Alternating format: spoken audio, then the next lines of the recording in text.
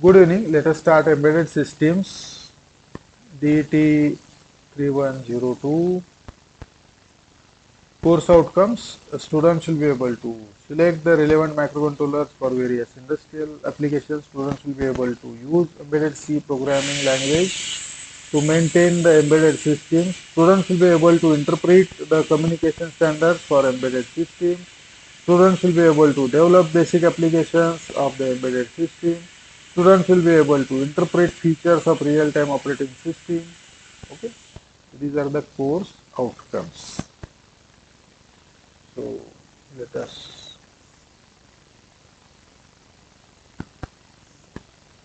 move to the programming of embedded system or embedded C.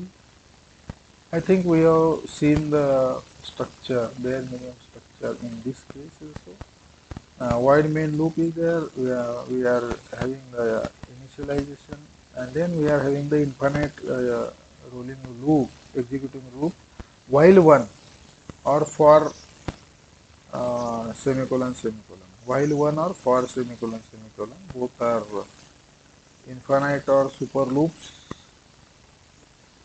and we have understood how to write the port, how to read the port, before reading, how to write the one on each pin of the port which we are reading, etc. Preparing for reading, port preparation for reading the port.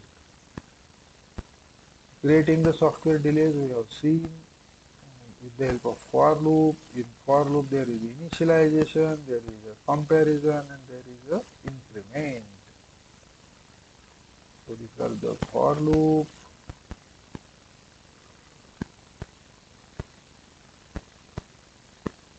Which helps in many delay programs.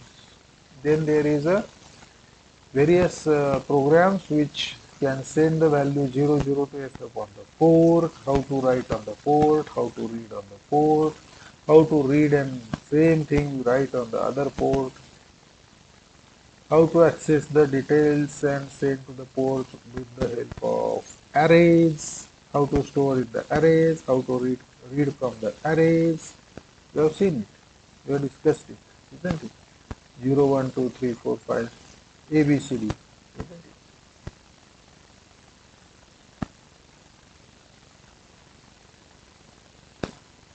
Then there is a toggling. Toggle means change the state after some activation, after some signal. If state is 0, make it 1. If the state is 1, make it 0. This is called toggling. Toggling, various toggling programs we have seen. So for semicolon semicolon shown here is also a infinite loop or super loop. So this is starting from this particular this curly brace and ending on this curly brace.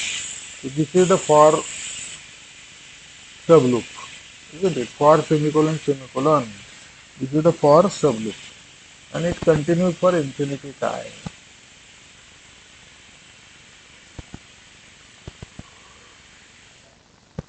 It sends 55 to P1, then it sends A to P1, again it sends 55 to P1, again it sends A to P1, and this continues infinite time. Now details regarding the C compiler we have seen. We have to use the 8-bit data type. It's char, unsigned char or signed char or the two char types. That's minus 128 to plus 128 is a signed char, and 0 to 128 is the unsigned char.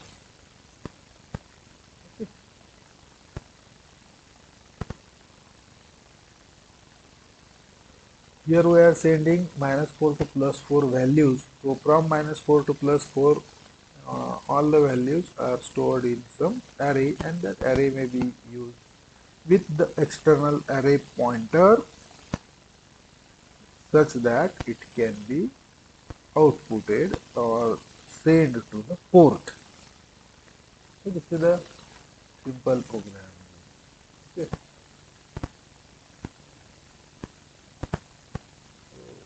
Some programs like this we have seen. There is a definition of my_num variable, isn't it? So this we have. So this is the program. for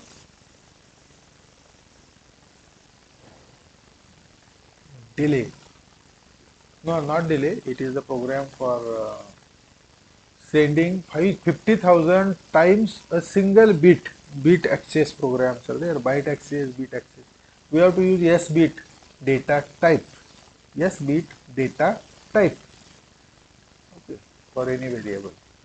And there is again for semicolon semicolon repeat forever loop. Okay. Message पाहिलं ना?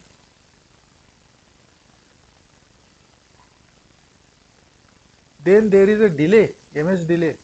Interestingly, we can write a function. How to write a function we have discussed, isn't it? So we have to define the function. We have to use the function in the main program, void main program, and then we can define after void main program. We can define the function. So this is the function program. This is the function usage, use of the function. This is the function definition, definition of the function, use of the function, and the program of the function. What is there in the program? Void ms delay unsigned integer I time. Curly brace opening, curly brace closing, unsigned integer I j is there, and for loop I and for loop j is there. In for loop I, whatever the unsigned int I time is given, that int I time is used in the first for loop. Second for loop, 1275 is the timer used. Okay. That 1275 gives 1 millisecond, around 1 millisecond delay. So if the for loop is running for 1275 number times 1276 or 1275, then it gives 1 millisecond delay. And if the another for loop is with which it is embedded, then or cascaded, then another for loop, if I time is there, I time milliseconds delay will be there. I time milliseconds. If I time is 250, then it will be 250 milliseconds. If I time is 100, then it will be 100 milliseconds. If I time is 10, then there will be 10 milliseconds. We have seen how to write the function in this. Function declaration, function use, and function program. We have seen the function. So each time the functions are not shown. Okay. So these are the port related programs. We have seen these programs. We are reading P1 into MyByte. We are giving the ms delay of 500 millisecond, that is 0.5 second, using a ms delay program, a function, and we are assigning P2 with that MyByte. So P1 is read and same data is sent on P2 with 0.5 second delay. Then make P0 input port, that means send 1112 port. Then after making P0 input port, you can use the P0 for reading. MyByte is equal to P0. Now if MyByte is something less than 100, less than 150, then you can send it to P1. If it is not, then else, then you can send it to P2. So read P0, send to P1 and P2. Okay. So these are the two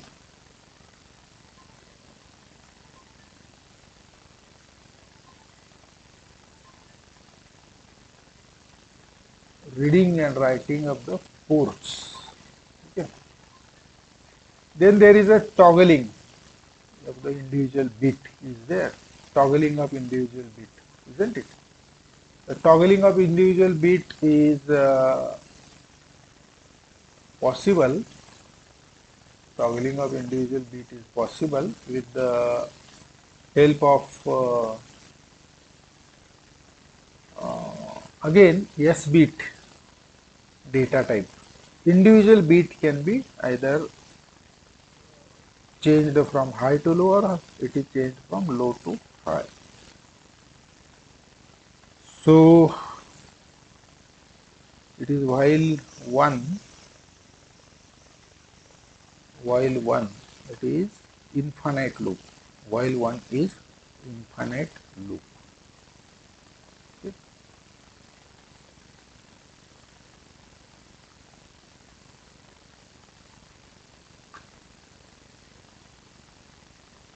My bit equal to 1, my bit equal to 0.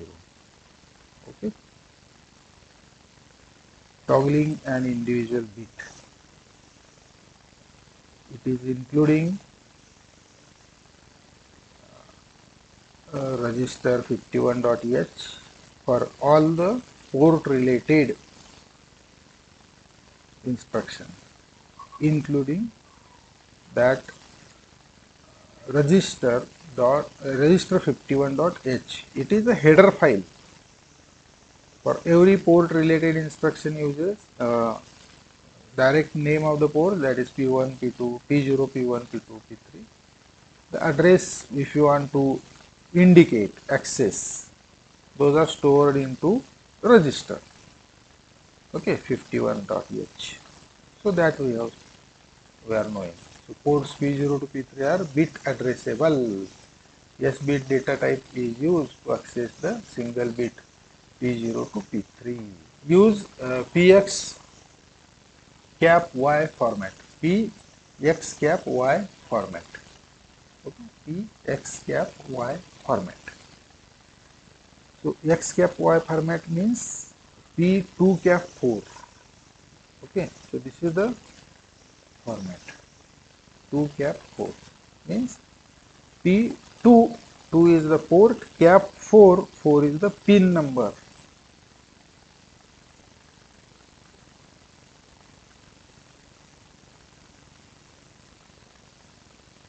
Bit number 1.5 if you want to access, what we will write then P1 cap 5. Bit number 1.5 can be accessed, we can write P1.5, 1 cap 5.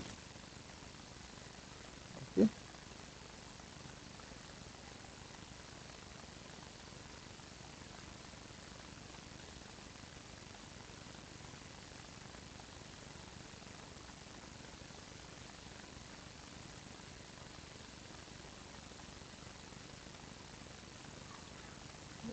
P1 cap 5. ठीक है, P1.5, that is P1 cap 5. P0 0x55, P2 0xAA. Okay. P0 0x55, P2 0xAA. It makes toggling. 55 is 0101 and A is the 1010. 0 is made 1, 1 is made 0.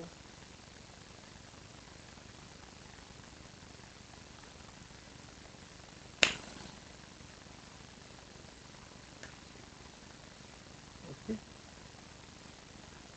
Till this we have discussed the programs,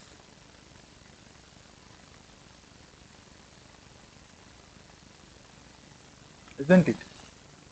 Till this we have discussed the programs, various programs.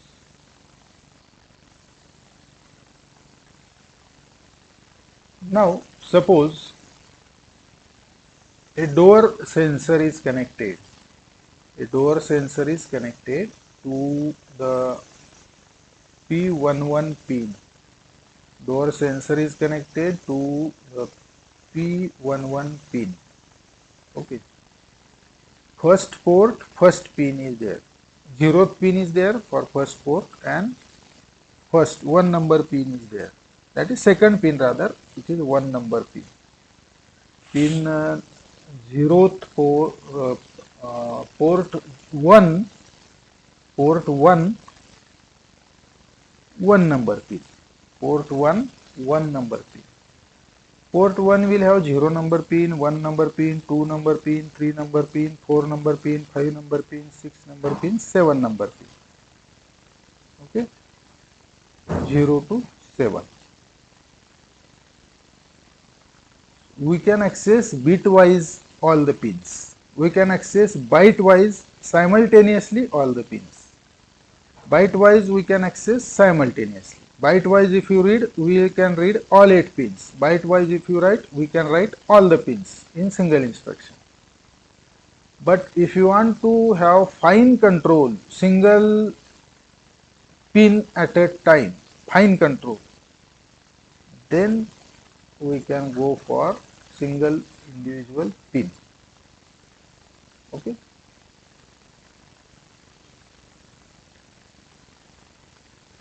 So what is the statement? We know we can use single pin for outputting or reading, isn't it? We can use single pin. We can use complete byte of the port at a time, or we can use single pin at a time. Okay.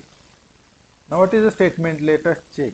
The door sensor is connected. The door sensor is connected to the P1.1 pin. Door sensor is connected to P1.1 pin. Some door is there. दरवाजा आहे काही आणि तो दरवाजा open होतो किंवा close होतो त्याचं सेन्स करायचं आहे आपल्याला. तिथे एक काहीतरी सेन्सर आहे किंवा एखादा दरवाजा आहे तिथं IR सेन्सर लावला. एखादा माणूस क्रॉस केला IRला की तो आत गेला किंवा बाहेर आला. 2 IR लावले तर कुठल्या डायरेक्शननी तो मूव्ह होतोय पर्सन तेही आपल्याला फाइंड आउट करता येतं. किंवा ऑब्जेक्ट कन्व्हेअर बेल्टवर बॉक्सेस असतील ना प्रोडक्शनचे कंपनीमध्ये, तर ते बॉक्सेस ओके आपल्याला काउंट करता येतात. पण बॉक्सेस हे एका डायरेक्शननी जात असतात कन्व्हेअर बेल्टवर हे आपल्याला माहिती आहे. त्याच्यामुळं तिथं कदाचित तो फक्त सिंगल IRवर किंवा टॅक्टिकल सेन्सरवर किंवा टचलेस सेन्सरवर चालू शकतो, इंडक्शन टाईप सेन्सर. पण दरवाजा जो आहे तिथून माणसांची ये जा जी आहे ती दोन्ही डायरेक्शनला चालू असते. मग तो एखादा पर्सन ऑब्जेक्ट मुव्हिंग पर्सन जो आहे तो हॉलमधून बाहेर गेला का बाहेरून हॉलमध्ये आला, रूम मधून बाहेर गेला की बाहेरून रूम मध्ये आला, हे आपल्याला डिटेक्ट करायला 2 IR सेन्सर्स लागतात. एक IR सेन्सर्स काय करतो, पहिल्यांदा डिटेक्ट करतो आणि त्यानंतर दुसरा डिटेक्ट करतो. त्याच्यावरून आपल्याला समजतं कुठला पहिल्यांदा केला आणि कुठला उशिरा केला, त्या डायरेक्शनने माणूस जात आहे. तसंच पहिला IR सेन्सर आधी डिटेक्ट केला ना दुसरा नंतर केला तर त्या डायरेक्शनने अपोजिट डायरेक्शन. सिंपल लॉजिक आहे, सिंपल आहे, it's very simple.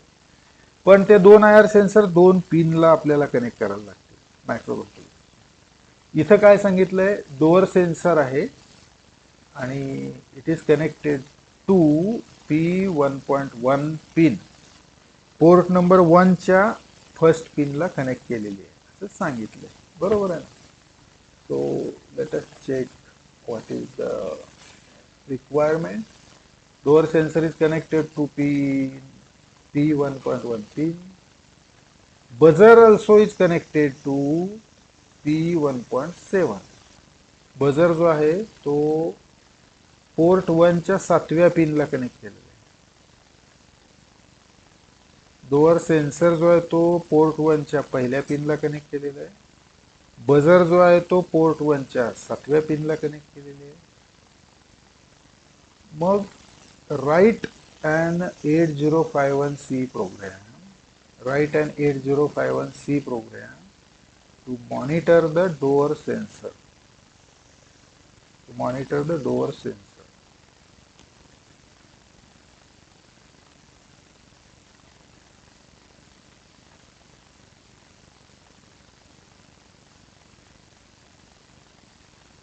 Write the 8051C program to monitor the door sensor.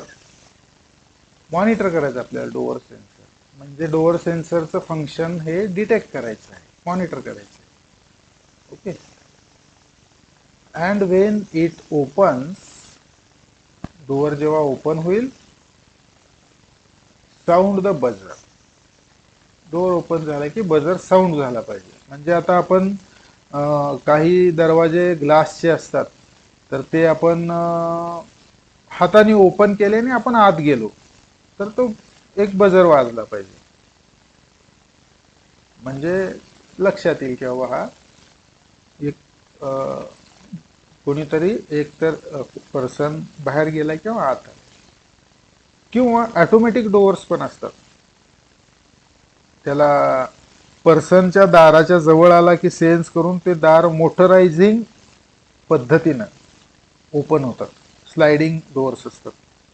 There are sliding glass doors and when ever the human being comes closer within the range of that door, that is detected by the sensor and the sensor activates the motoring action, and then that motoring action will uh, rotate the motor in such a way that, and gear mechanism in such a way that it will have the opening action of the door, so that the person which is coming closer to the door will have the open door. You will find the open door for transit होण्यासाठी, त्या दारामधून transit होण्यासाठी त्याला ते दार open होईल. हे automatic होईल, हे ऑटोमॅटिक होईल. ओके, स्वयंचलित होईल, स्वयंचलित ऑटोमॅटिक. तर त्याच्यासाठी सेन्सर सिस्टीम वगैरे आहे. असंही दार असू शकतं किंवा मॅन्युअली तुम्ही दार ओपन करताय हाताने आणि क्लोज करताय, असंही असू शकतं. पण आपला प्रोग्राम काय आहे, तर दार जेव्हा ओपन होईल किंवा क्लोज होईल, मॅन्युअली करणार असू तर ते हिंज टाईपचं असेल, असं रोटेट होणार असेल ना, एका साईडला हिंज असते आणि ते रोटेट होतं 180 डिग्रीनी किंवा समजा 90 डिग्रीनी, असे दार असू शकतं. तर ते दार ओपन झालं किंवा क्लोज झालं, तर आयदर ओपन झालं किंवा क्लोज झालं तर बजर हा वाजला पाहिजे, असा प्रोग्राम आहे. इथं काय त्यांनी सांगितलंय, the buzzer connected 1.7, door is sensor is connected 1.1. Write a C program to monitor the door sensor monitor करायचा आहे, जे दार ओपन आहे की क्लोज आहे त्यासाठी. अँड वेन इट ओपन्स, दार ओपन होईल, दरवाजा ओपन होईल, then sound the buzzer. Okay, so you can sound the buzzer by sending a square wave of few hundred hertz. तर बजर साऊंड कसं करायचा ह्याचंही त्यांनी थिअरी म्हणा किंवा त्याचं जे लॉजिक आहे ते पण सांगितलंय याच्यात. म्हणजे प्रॉब्लेम देताना लॉजिक पण सांगून टाकले त्यांनी, की जर तुम्ही स्क्वेअर वेव्ह दिली फ्यू हंड्रेड हर्ट्जची, तर ती बजर वाजवू शकते. म्हणजे ती स्क्वेअर वेव्ह बजरला दिल्यानंतर किंवा स्पीकरला दिल्यानंतर त्या स्क्वेअर वेव्हमुळं जो स्क्वेअर वेव्हच्या सिग्नलमुळं जो आवाज त्या स्पीकरमधून येईल तो बजरचा आवाज असेल. आणि तो बजरचा आवाज फ्रिक्वेन्सी बदलली की तसा तसा आवाज बदलत जातो. एवढं सोपं लॉजिक आहे ते, म्हणजे हार्डवेअर आहे ते. आणि हे तुम्ही लॅबमध्ये करून बघू शकता.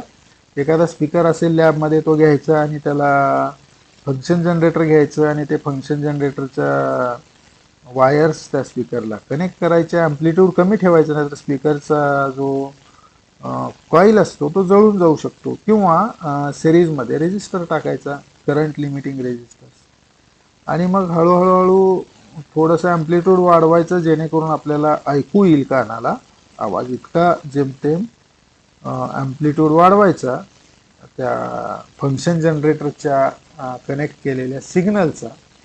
आणि मग तुम्ही सायनोसॉइडल सिग्नल द्या 100 हर्ट्जचा, आणि आवाज कसा येतो तो पहा. त्यानंतर ट्रँग्युलर सिग्नल द्या, कारण फंक्शन जनरेटर वेगवेगळे टाईपचे सिग्नल जनरेट करतो. सायनोसॉइडल जनरेट करतो, ट्रँग्युलर जनरेट करतो, रेक्टँग्युलर जनरेट करतो, स्क्वेअर जनरेट करतो, पल्स जनरेट करतो. हे पाहिलं असेल फंक्शन जनरेटर सेकंड इयरला वगैरे. तर नाही, तुम्ही मार्चला फर्स्ट इयरला तुम्ही एलिमेंट्स ऑफ इलेक्ट्रॉनिक्सचे 1-2 पहिले प्रॅक्टिकल, दुसरे तिसरे चौथे मार्चपर्यंत जे प्रॅक्टिकल झाले तेव्हा तुम्ही फंक्शन जनरेटर प्रत्यक्ष पाहिला असेल. त्यानंतर तुम्ही व्हर्च्युअल आपल्या क्लासेस आहेत किंवा यूट्यूबच्या क्लासेस असतील, तुम्ही जे पाहत असाल इलेक्ट्रॉनिक्सच्या, बेसिक इलेक्ट्रॉनिक्सच्या, ॲडव्हान्स्ड इलेक्ट्रॉनिक्सच्या, may be power electronics, may be some practical related workshop, maybe some other applications or the subjects, courses, linear integrated circuit मध्ये आपण स्क्वेअर वेव्ह वापरतो, साइन वेव्ह वापरतो, त्याचं कन्व्हर्शन करतो किंवा असे वेगवेगळे प्रॅक्टिकली. तर तिथं तुम्ही फंक्शन जनरेटर प्रत्यक्ष किंवा व्हर्च्युअली पाहिलेला असेल. फंक्शन जनरेटर काय करतो? फंक्शन जनरेटर फंक्शन जनरेट करतो. त्याचं नावच फंक्शन जनरेटर आहे. फंक्शन जनरेट करतो म्हणजे काय? तर तुम्ही वेगवेगळे फंक्शन्स शिकलेले आहेत डिजिटल कम्युनिकेशनमध्ये. डीसी मध्ये फंक्शन, तो डीसी फंक्शन असो, स्टेप फंक्शन असतो, रॅम्प फंक्शन असतो, इम्पल्स फंक्शन असतो, कोसाइन साइन फंक्शन असतो, स्क्वेअर फंक्शन असतो, ओके, रेक्टँग्युलर असतो, जे ड्युटी सायकल 50% नसते, कमी जास्त असते. तर हे जे फंक्शन्स असतात, एक्सपोनेन्शियल असतो फंक्शन, कॉम्प्लेक्स फंक्शन असतो, सायनुसॉइडल फंक्शन, हे फंक्शन्स तुम्ही जे शिकलात डीसी मध्ये किंवा सिग्नल सिस्टीम मध्ये आता शिकणार असाल पुढच्या सेमिस्टरला, तर हे जे डीसीतले फंक्शन आहेत ते फंक्शन प्रत्यक्ष जनरेट करतो एखादं circuit. So that is function generator. म्हणजे प्रत्यक्ष सायन्युसॉइडल वेव्ह जनरेट करतो, प्रत्यक्ष ट्रायंग्युलर वेव्ह जनरेट करतो, प्रत्यक्ष रेक्टँग्युलर वेव्ह जनरेट करतो, प्रत्यक्ष इम्पल्स किंवा पल्स जनरेट करतो, पल्स ट्रेन जनरेट करतो. त्याला फंक्शन जनरेटर म्हणतात. ओके. मग त्या फंक्शन जनरेटरला अँप्लिट्यूड व्हॅरी करता येतो. म्हणजे अगदी स्मॉल मिली व्होल्टमधनं पीक टू पीकमधनं तुम्ही बऱ्यापैकी 5 व्होल्ट, 10 व्होल्ट, 15 व्होल्ट, 20 व्होल्टपर्यंत peak to peak amplitude vary करू शकता. जसं amplitude peak to peak vary करतो आपण सायन्युसॉइडलमध्ये, positive peak to negative peak असं, तसं त्याच्या पीच किंवा फ्रिक्वेन्सी किंवा टाइम पिरियड तो सुद्धा आपल्याला चेंज करता येऊ शकतो फंक्शन जनरेटरमध्ये. आणि मग जर फ्रिक्वेन्सी चेंज केली, 100 हर्ट्झची 200 हर्ट्झ केली, 200 हर्ट्झची 300, 350 हर्ट्झ किंवा 400 हर्ट्झ, 500 हर्ट्झ, 600 हर्ट्झ, असं करत करत 10 किलो हर्ट्झ पर्यंत गेला, तर ते सगळ्या फ्रिक्वेन्सी आपल्याला ऐकू येतात म्हणजे स्पीकरला कनेक्ट केल्यानंतर. परंतु त्यांचा पीच प्रत्येक फ्रिक्वेन्सीचा वेगळा वेगळा असतो. आणि पीच हा आपल्याला कानाला वेगवेगळ्या प्रकारचे त्या प्रकारचे आवाज निर्माण करून सेन्स करून देतो. आपले कान तसे तसे सेन्स करतात ते वेगवेगळे आवाज. ओके. तर ते आवाज म्हणजे ते आवाजाच्या पीचेस कशामुळे बदलतात? तर pitch of the frequency signal किंवा frequency of the signal. Pitch म्हणजेच फ्रिक्वेन्सी. जर सिग्नलची फ्रिक्वेन्सी बदलत बदलत नाही तर आवाज बदलतात. तर आपल्याला इथं काय करायचं आहे, बझरला एक ठराविक 100 हर्ट्झचा सिग्नल द्यायचा आहे स्क्वेअर वेव्ह. तुम्हाला जो आवडेल तो द्या, म्हणजे बझर तुम्ही लावून बघा कधी 100 हर्ट्झला कसा वाजतो, 200ला कसा वाजतो, 150 हर्ट्झला कसा वाजतो, 500 400 हर्ट्झला, 450ला 420ला कसा वाजतो. कारण 440चे 420चे ट्युनिंग फोर्क पण तुम्ही पाहिले असतील साऊंड वेव्हचे फिजिक्समध्ये वगैरे एक्सपेरिमेंटला, किंवा तुम्हाला माहिती असेल ट्युनिंग फोर्क असतो यू शेप्ड, त्याच्या फ्रिक्वेन्सी असतात 400 हर्ट्झ, 420 हर्ट्झ, 200 हर्ट्झ, 180 हर्ट्झ वगैरे. तर तसं वेगवेगळ्या फ्रिक्वेन्सीला तुम्ही वेगवेगळ्या फ्रिक्वेन्सी जनरेटरच्या फ्रिक्वेन्सी बदलून स्पीकरचा काय परिणाम होतो ते बघू शकता. That is different issue. पण इथं आपल्याला काय करायचं आहे, कुठलीही एक 100 वेव्ह घ्यायची, तयार करायची, आणि कशी करणार ती, तर स्क्वेअर वेव्ह आपल्याला आउट करायचा आहे बझरसाठी. म्हणजे बघा, सेन्सर जो आहे तो P1.1ला कनेक्ट केलेला आहे आणि बझर जो आहे तो 1.7ला कनेक्ट केलेला आहे. बरोबर आहे ना? तर 1.7ला आणि 1.1ला, बरोबर, 1.1 आणि 1.7ला. ठीक आहे. सो असं थोडंसं सर्किट आहे. ते काय सर्किट आहे तर सेन्सर आहे तो 1.1 ला कनेक्टेड आहे, बजर आहे तो 1.7 ला कनेक्टेड आहे. ठीक आहे ना. तो सर्किट आहे. आणि मग आपण काय करायचं आहे, डोअरचं ओपनिंग डिटेक्ट करायचं आहे. डोअर ओपन झाला की बजर वाजला पाहिजे. म्हणजे असं सर्किट असतं ना. म्हणजे ऑटोमॅटिक डोअर्स ओपनिंग असतात. कदाचित एखाद्या मॉलमध्ये वगैरे तुम्ही पाहिलेलं असू शकतं, मुंबईला किंवा पुण्याला कुठं गेला असाल तिथं. ओके. तर ते बजर्स आपण डिटेक्ट केलेले असतात. बरोबर ना. सो अशा प्रकारे आपल्याला हे बनवायचं आहे. तर साधारण लॉजिक असं आहे. त्यानंतर आपण इन्क्लूड करतो रजिस्टरची header file hash include reg51.h. त्यानंतर void ms delay unsigned integer हे फंक्शन डिक्लेरेशन आहे. फंक्शन आहे void ms delay ब्रॅकेटमध्ये unsigned integer. ब्रॅकेटमध्ये unsigned integer हे जे आहे ते आर्ग्युमेंट पासिंग आहे. Argument passing. ओके. आणि ms delay हा जो आहे हे नाव आहे. आपण देऊ शकतो फंक्शनचं नाव जे काय द्यायचं आहे ते. तर ते फंक्शनचं नाव ms delay हे आपण दिलेलं आहे. आणि त्या फंक्शनला आपण कुठला आर्ग्युमेंट देणार आहे, कुठल्या डेटा टाईपचा आर्ग्युमेंट देणार आहे, तो आर्ग्युमेंट हा ब्रॅकेटमध्ये मेन्शन केलेला आहे. आपण त्या फंक्शनला आपण आर्ग्युमेंट देणार आहे तो अनसाइंड इंटिजर अशा प्रकारातला असणार आहे. बरोबर आहे ना. अनसाइंड इंटिजर म्हणजे तो इंटिजर असणार आहे आणि त्याला साईन नसणार आहे. समजा 250 मिली सेकंडचा 250, 500 मिली सेकंडचा 500 वगैरे. तो डिले आहे तो डिक्लेअर केला इथं, डिले डिक्लेरेशन. त्यानंतर डिले यूज केला जातो आणि खाली मेन प्रोग्राममध्ये यूज केला जातो. आणि मेन प्रोग्राम संपल्यानंतर त्याच्या खाली आपल्याला फंक्शनचा प्रोग्राम हा लिहायला लागतो. इथं दाखवला नाही पण तो कंपल्सरी लिहायला लागतो.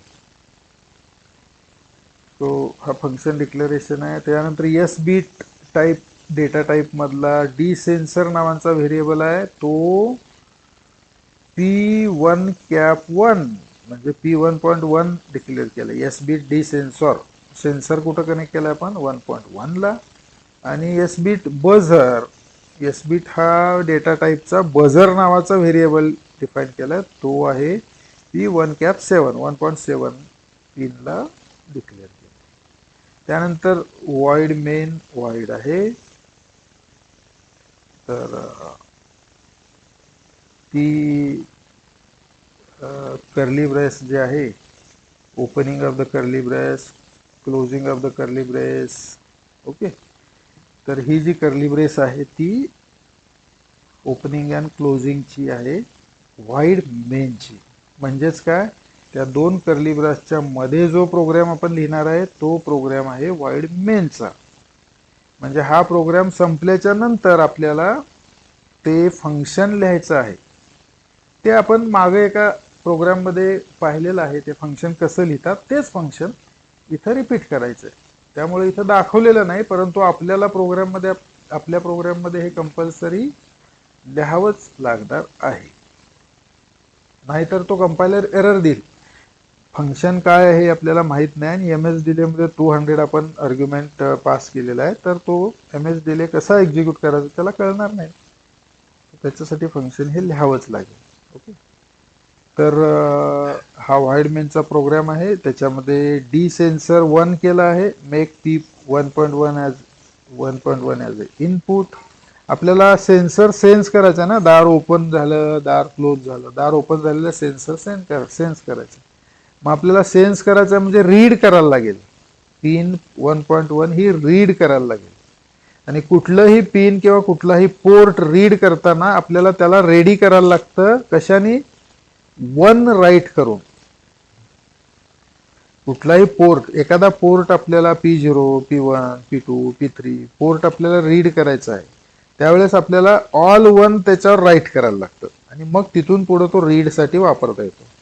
समजा एखादी पिन पोर्टची सपोज 1.1 ही रीड करायची, आता जसं सेन्सर लावलाय 1.1ला 1.1 रीड करायचं, तर आपण 1.1 वर 1 राईट करतो आणि मग त्या 1.1ला रीड करत राहतो. आपल्याला पाहिजे प्रोग्राम जोपर्यंत एक्झिक्यूट होईल, इन्फानायटेसिमल प्रोग्राम, सुपर लूप प्रोग्राम असतो तो इन्फानाइट लूप प्रोग्राम, तर तो जोपर्यंत एक्झिक्यूट होतो तोपर्यंत रन आपल्याला, जोपर्यंत रन होतो एक्झिक्यूट होतो तोपर्यंत आपल्याला रीड करता येतं. एकदा राईट केलं त्याच्यावर की तो रेडी फॉर रीड होतो. राईट बाय वन करायचं, त्याला रेडी फॉर रीड होतो आणि तो आपल्याला रीडिंगसाठी वापरता येतो. मग सेन्सर असल्यामुळे रीड करायचं आपल्याला. तिथून मग व्हाईल वन लूप टाकली आहे बघा, व्हाईल वन लूप, त्याचा opening of the curly brace आहे आणि हा closing of the curly brace आहे. Closing of the curly brace, opening of the curly brace, closing of the curly brace. त्याच्यामध्ये जो प्रोग्राम आहे तो हा आहे, while D sensor equal to 1 ही लूप एक्झिक्यूट होते opening of curly brace to closing of curly brace मध्ये. While D sensor equal to 1 while it opens. जर डी सेन्सर 1 झाला, डी सेन्सर आधी 1 घ्यायचा आपल्याला, ओके, डी सेन्सर आधी 1 घ्यायचा आणि इन्फानाइट लूप मध्ये सुरू होतं प्रोग्राम. मग व्हाईल डी सेन्सर 1, मग इथं 1च असणार आहे. मग 1 असलं तर बजर इक्वल टू 0, ओके. मग एम एस डिले 200, ओके, आणि मग buzzer equal to 1, M S delay 200, बरोबर आहे. While D sensor equal to 1, buzzer equal to 0, M S delay 200, buzzer equal to 1, M S delay 200, असं execute होत राहणार. कधीपर्यंत? While D sensor equal to 1. आता समजा दार बंद झालं, डी सेन्सर 0 झाला, तर मग हा व्हाईल एक्झिक्यूट होणारच नाही, कारण दार बंद आहे. पुन्हा दार ओपन झालं, हा व्हाईल ट्रू झाला, म्हणजे डी सेन्सर इक्वल टू 1 झाला, पुन्हा हा लूप एक्झिक्यूट व्हायला लागेल. पुन्हा व्हाईल 0 झाला, म्हणजे डी सेन्सर इक्वल टू 0 झाला, म्हणजे डोअर क्लोज झालं की हा लूप एक्झिक्यूट होणार नाही. आणि हे व्हाईल 1 मध्ये असल्यामुळं हे इन्फानायटेसिमल चालूच राहील असं, isn't it? Super loop infinitesimal, infinite time चालूच राहील.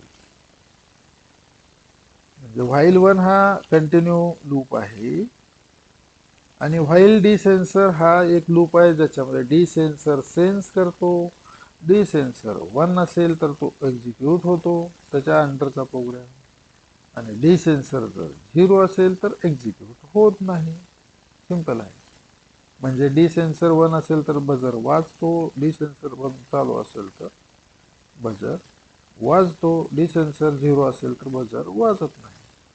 डोर ओपन असेल तर बजर वाजतो, डोर क्लोज असेल तर बजर वाजत नाही. असे लॉजिक डेव्हलप केलेलं आहे. बजर वाजतो कसा? तर बजरला 0 टाकायचं, बजरला 0 सेंड करायचं, एम एस डिले 200 टाकायचा, बजरला 1 सेंड करायचं, एम एस डिले 200 टाकायचा. म्हणजे 200 मिली सेकंदचा स्क्वेअर वेव्हचा ऑन आणि ऑफ तयार करायचा. On square wave, of square wave, on square wave, of square wave, हा 200 मिली सेकंदचा असतो. म्हणजे टोटल झाला 400 मिली सेकंदचा. ऑफ आणि ऑन एक सायकल 400 मिली सेकंदची झाली. आणि मग जर एक सायकल 400 मिली सेकंदची असेल तर फ्रिक्वेन्सी किती झाली? 1/400 मिली सेकंद. 1/400 milli second. आता हा 400 आहे, पण मिली सेकंद म्हणजे काय असतो? 10⁻³ सेकंद. 400 इंटू 10⁻³ सेकंद, ती फ्रिक्वेन्सी झाली, दॅट मच हर्ट्स. सो हे झाले 1/4 इंटू 10⁻⁻1 म्हणजे 10/4 म्हणजे 2.5 हर्ट्ज जेवढी फ्रिक्वेन्सी झाली. पहा किती स्लो आणि स्मॉल फ्रिक्वेन्सी आहे. 2.5 हर्ट्ज म्हणजे 2.5 हर्ट्जनी एरर जनरेट होते. तुम्हाला फास्ट पाहिजे असेल 100 ऑफ हर्ट्झमध्ये, मिली सेकंद आपण कमी करायचे. 2 मिली सेकंद, 200च्या ऐवजी 2 मिली सेकंद केलं तर टोटल टाइम पिरियड किती होतो? 2 + 2 4 मिली सेकंद. 4 मिली सेकंड म्हणजे 1/4 इंटू 10⁻³ मिली म्हणजे 10⁻³. सो 1/4 इज 0.25 आणि 10⁻³ 125,000 हर्ट्झ म्हणजे किती झालं? 250 हर्ट्झ. 250 हर्ट्झ झाला तो. 250 हर्ट्झ किंवा 0.25 किलो हर्ट्झ. 250 हर्ट्झ झाला. सो 2.5 हर्ट्झ पासून 250 हर्ट्झ करू शकतो आपण. ते पिच त्याचा वाढतो, फ्रिक्वेन्सी वाढल्यामुळे त्याचा वारंवारिता फ्रिक्वेन्सी जी आहे ते वाढते. In this way, we can adjust the frequency, we can adjust the checking of the opening of the door, we can adjust the outcoming program for true condition of any checking, door is open, that is 1, and for false condition, the outcome is 0. In this way, while also can be arranged. In this way, the door, when it is open, buzzer gives alarm, and when door it is closed, buzzer do not give alarm. This is the logic, simple logic. Okay. Once you understood, it is very simple. Now let us turn to next program. The data pins of LCD are connected to P1. Data pins for LCD are connected to P1. Okay.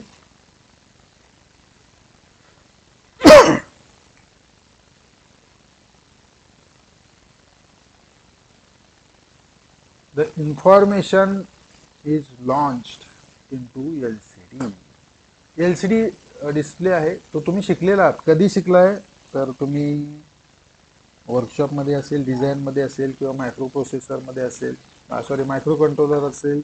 4th सेमिस्टरला होता ना micro controller तुम्हाला, त्याच्यात असेल. LCD programming तुम्ही शिकलाय. म्हणजे 16/2चा LCD असेल, तो कसा प्रोग्राम करायचा, त्याला कुठल्या कुठल्या पिन्स असतात. एनेबल पिन असते, त्यानंतर ground pin, VCC pin, VSS pin, त्यानंतर एनेबल पिन असते, त्याच्यानंतर कॉन्ट्रास्टच्या पिन असतात, इंटेन्सिटीच्या पिन असते, त्याच्यानंतर डेटा पिन्स असतात 8, रीड राईट पिन असते, और रादर राईट पिन असते, स्टॅटसची पिन असते.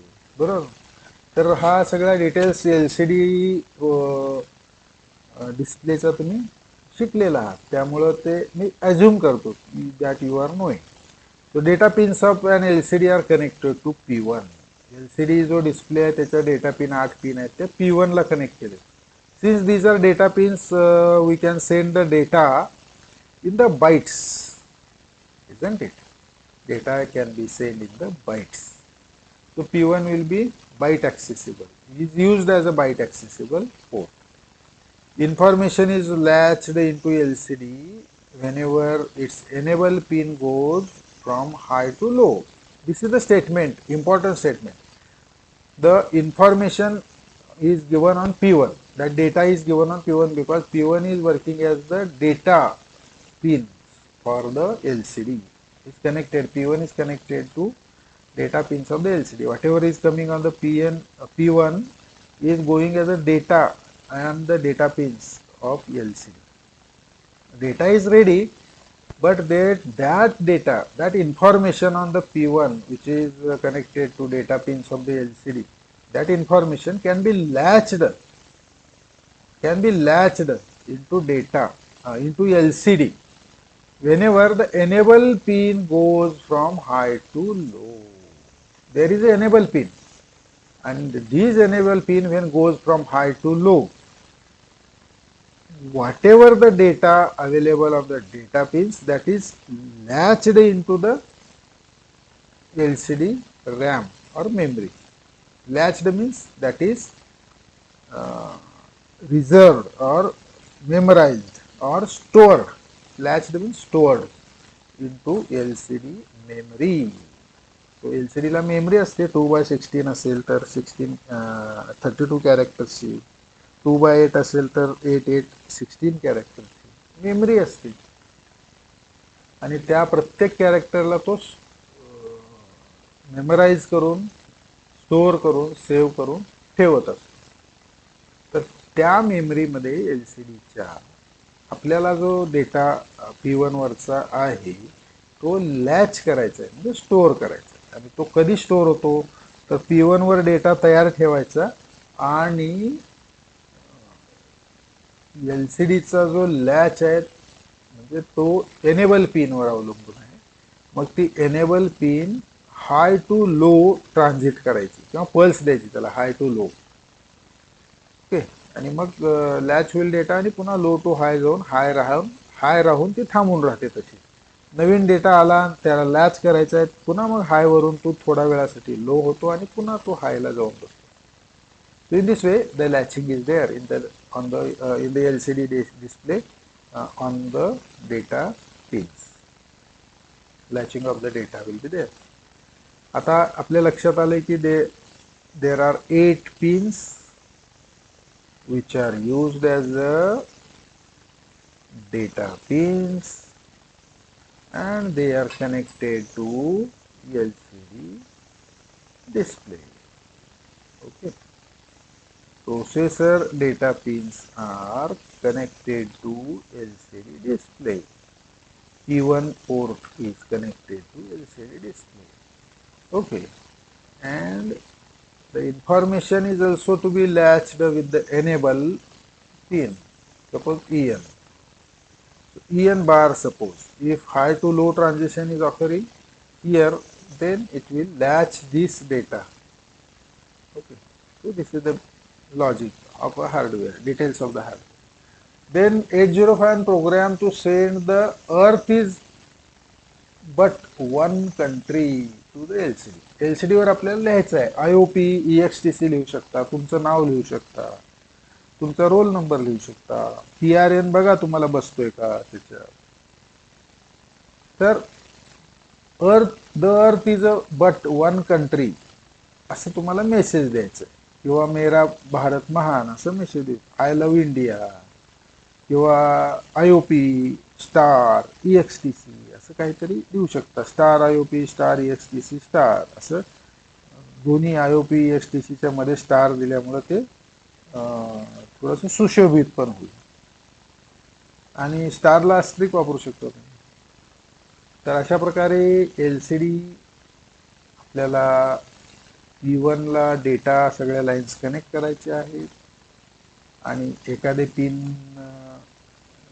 दुसरी कुठल्या तरी पोर्टची घेऊ शकता आणि त्यावरून कनेक्ट करून एनेबल पिनला आपल्याला हाय टू लो ट्रान्झिट करायचा आहे, म्हणजे तो डेटा त्यामध्ये लॅच होईल आणि मग तो रॅम म्हणा किंवा मेमरी जर असेल याची ती कंटिन्युअसली त्याला ती डेटा देत राहील unless and until we change the data again.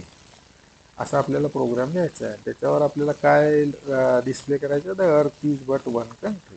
म्हणजे earth is but one country हा डेटा मेमरीमध्ये स्टोअर करायला लागेल, म्हणजे तो इन्फानाइट लूपमध्ये जाऊन तो कंटिन्युअसली डिस्प्ले होतो. सिंपल आहे. Again include register 51.h, isn't it? Include reg 51.h, correct?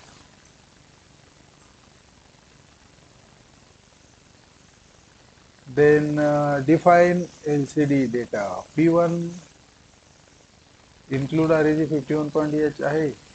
कशासाठी आहे तर ते डेटाला इन्क्लूड करण्यासाठी आहे. सॉरी, रजिस्टरला हेडर फाईल रजिस्टरची आहे ती इन्क्लूड करण्यासाठी आहे. आणि त्या रजिस्टर फाईलमध्ये काय असतं तर ॲड्रेसेस असतात पोर्टची, जे आपण पोर्ट डायरेक्टली नाव P0 P1 P2 P3 असं वापरू शकतो. ते डिफाईन केलेले असतात. SFR स्पेशल फंक्शन रजिस्टर असतात त्याचे ॲड्रेसेस, म्हणजे 0x80 0x90 0x A00 B0 वगैरे असतात ना, ते इन्क्लूड केलं. त्यानंतर डिफाईन केला एक व्हेरिएबल एलसीडी डेटा नावाचं व्हेरिएबल डिफाईन. इथं कॉमेंटमध्ये लिहिलं बघा, एलसीडी डेटा डिक्लेरेशन. तो व्हेरिएबल डिक्लेअर केला इथं. तो define hash define space LCD data space P1. तो P1 जो पोर्ट आहे ना, त्याचं नाव एलसीडी डेटा घेतला. एलसीडी डेटा म्हणजे एलसीडी डेटाला आपण काही डेटा इक्वेट केला की तो P1 पोर्टला राईट होतो. त्यानंतर हा पूर्ण अख्खा पोर्टचं नाव आपण एलसीडी डेटा दिलं. त्यानंतर एस बीट सिंगल बीट आहे, ईएन नावाची एस बीट आहे, इक्वल टू P2 कॅप 0. म्हणजे पोर्ट 1 तर गेला इकडं, तर पोर्ट 2 मधला 0th घेतला बीट. तर P2 cap EN equal to P2 cap 0. EN नावाचा variable, S bit variable, bitwise accessible, bit level accessible तयार केला, व्हेरिएबल डिफाईन केला, तो सेकंड पोर्ट मधला घेतला. फर्स्ट पोर्ट तर अख्खा पूर्ण एलसीडी डेटाला लागणार असाइन केलं, कारण ते 8 बिट्स असतात एलसीडीच्या डेटाचे. त्यानंतर वाईड मेन आहे. वाईड मेन तो मेन प्रोग्राम आहे. त्या वाईड मेनचा कर्ली ब्रास ओपनिंग आहे, त्या वाईड मेनचा कर्ली ब्रास क्लोजिंग आहे. From void curly brace opening to curly brace closing हा प्रोग्राम असतो. त्या प्रोग्राम मध्ये हा प्रोग्राम आपण मेन लिहू शकतो. ओके.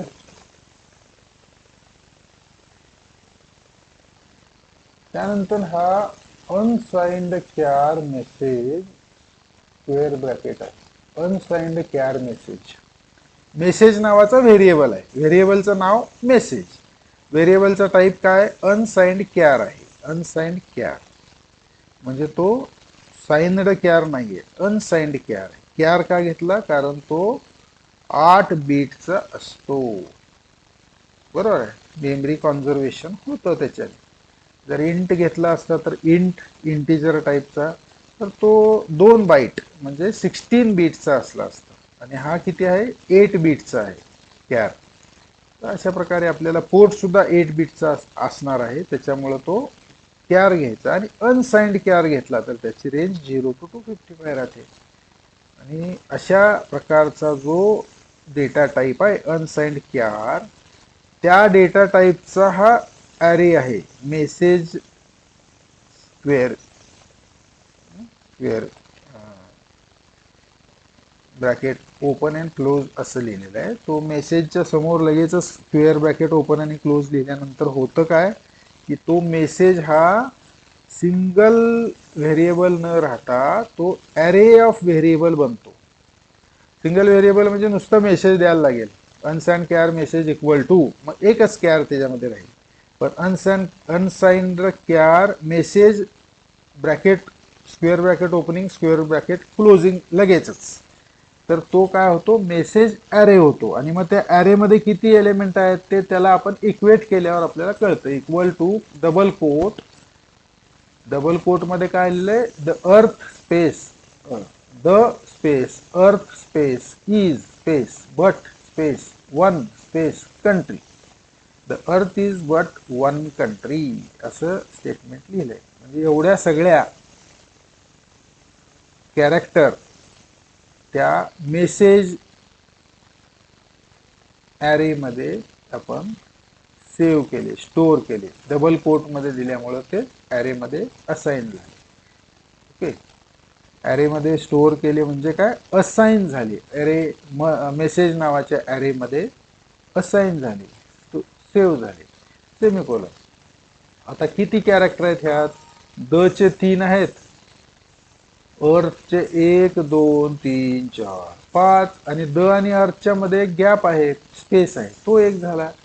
म्हणजे 4 आणि 5 9 झाले, आणि हा गॅप 10 झाला. त्यानंतर ईजचे 2 12 झाले, त्यानंतर गॅप 13 झाला. बटचे 3 16 झाले, त्यानंतर गॅप 17 झाला. वनचे 3 20 झाले, त्यानंतर गॅप 21 झाला. कंट्रीचे 1 2 3 4 5 6 7 किती झाले, 27 झाले का, 28 झाले.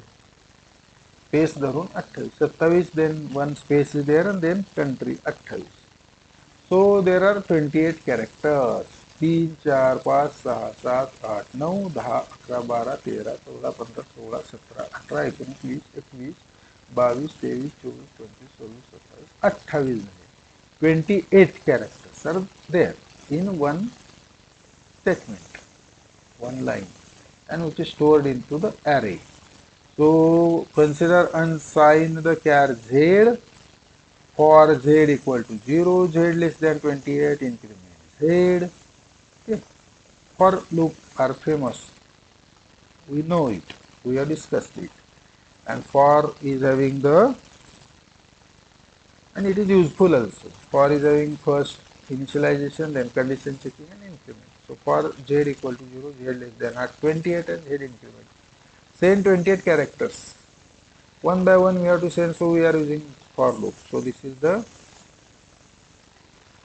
curly brace opening and closing of the for loop. Then LCD data which you have defined. LCD data is port 1. So LCD data equal to message Z. Message मधला जो झेड आहे, झेड 0 पासून इन्क्रीमेंट होतो 1 2 3 4 28 पर्यंत. तो 1 असेल तो पहिला कॅरेक्टर जाईल, 2 असेल तर दुसरा, 3 असेल तर तिसरा, 4 असेल तर स्पेस असेल, 5th असेल तर ई असेल, 6th असेल तर ए असेल, 7th असेल तर आर असेल, 8th असेल तर टी असेल, 9th असेल तर एच असेल, 10th असेल झेड तर तो पुन्हा स्पेस होईल, 11 ला आय आणि 12 ला एस होईल, त्यानंतर 13 ला स्पेस, 14 ला बी, 15 ला यू, 16 ला T and so on. Okay. तो हा झेड जसा व्हॅरी होत राहील तसं तसं LCD data equal to message Z assign होत राहील. आणि एलसीडी डेटा म्हणजे P1 आहे, म्हणजे P1 वर डेटा येत राहील. P1 वर एक डेटा आला की एनेबल हाय करायचा आणि एनेबल लो करायचा. पहिल्यांदा हाय केला एनेबल आणि त्यानंतर लो पल्स केला म्हणजे लॅच होतो. म्हणजे हाय असेल एनेबल आणि लो पल्स होईल, आणि तो थोडा वेळ राहून पुन्हा हाय होईल. तर तो पल्स येते high to low, that is enable. त्यावेळेस हा डेटा लॅच होईल, पुन्हा नवीन डेटा, पुन्हा तो लॅच होईल, नवीन डेटा लॅच होईल. म्हणजे ते जे काय नाव देणार असाल तुम्ही एलसीडी डेटावर, तो अशा प्रकारे मेसेज मध्ये तुम्ही लेटर बाय लेटर स्टोअर करू शकता. Correct. So I think LCD program is clear. Okay. LCD तुम्ही ऑलरेडी शिकलेले आहात असं प्रीरिक्विजिट धरून मी हे तुम्हाला सांगितलेलं आहे. एलसीडी तुम्हाला माहिती आहे. एलसीडीचा डेटा लाईन्स 8 असतात, एनेबल लाईन 1 असते, कॉन्ट्रास्टच्या 2 लाईन असतात, इंटेन्सिटीची असते, व्हीसीसी असते, ग्राउंड असते. ओके. असं सगळं ॲझम्पशन मी केलेलं आहे. त्याच्यामधला रॅम असतो, तो किती असतो, तो तुम्ही कसं ॲक्सेस करू शकता, हे सगळं ॲझम्पशन माझं असं आहे की तुम्हाला माहिती आहे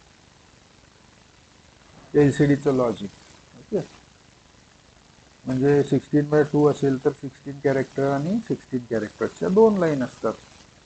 8:2 असेल तर 8 कॅरेक्टर आणि 8 कॅरेक्टरच्या 2 लाईन असतात. आणि मग आपण तेवढे कॅरेक्टर त्याच्यामध्ये भरू शकतो असं त्याच्यात आपल्याला माहिती आहे असं मी ॲज्युम करतो. आणि मग ते कसं भरतात, तर कॅरेक्टर ज्यावेळेस त्या 8 लाईनवर येतं तेव्हा त्याला लॅच दिला जातो, म्हणजे ते कॅरेक्टर सेव्ह होतं. ओके.